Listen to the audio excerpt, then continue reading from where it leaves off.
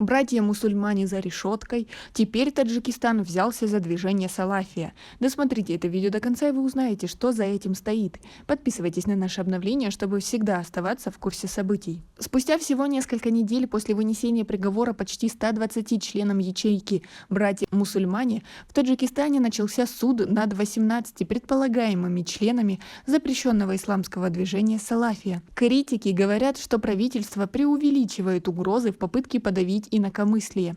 В Таджикистане начался судебный процесс за закрытыми дверями над 18 подозреваемыми членами запрещенного движения Салафия. При этом обнародованной информации о подсудимых или предъявленных им обвинениям практически нет. Суд проходит спустя всего лишь 2 месяца после вынесения приговора Верховным судом о лишении свободы почти 120 человек, признанных виновными в причастности к другой запрещенной исламской группировке «Братья-мусульмане».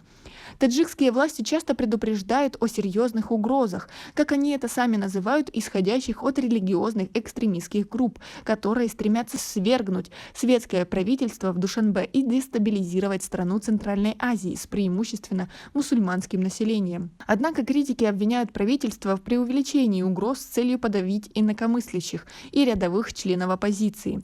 Рейды против предполагаемых экстремистских ячеек, арест подозреваемых и последующие судебные процессы в Таджикистане часто проходят под покровом секретности. Последняя группа подозреваемых членов движения Салафия, жителей Бабаджун Гафуровского района на севере Таджикистана, была арестована в ходе полицейского рейда в феврале. Их родственники заявили перед началом суда 12 июня, что обвиняемые отрицают причастность к движению Салафия или любой другой религиозной экстремистской группировке. Они также обвинили полицию в пытках задержанных с целью получить признательные показания. Ведущий адвокат по правам человека Ойнихол Бобоназарова заявила, что в течение первых 5 дней после задержания к обвиняемым не подпускали адвокатов. Это распространенная практика, когда на предварительном следствии задержанного сначала подвергают пыткам с целью получения признательных показаний, и лишь после этого адвокатам разрешается встретиться со своим клиентом, сказала глава правозащитной группы «Перспектива».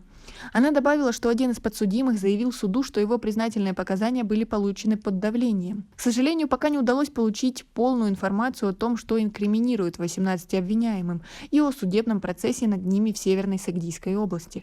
А как вы относитесь к этой ситуации? Свои ответы напишите нам, пожалуйста, в комментарии. Обвинения по предыдущему делу, в котором фигурировали подозреваемые, предположительно причастные к ячейке «Братья-мусульмане», включали создание экстремистской группы, финансирование террористической деятельности и пропаганду экстремизма. Процесс, завершившийся 8 апреля, был ознаменован самым большим количеством обвиняемых за последние годы по одному единственному связанному с экстремизмом делу.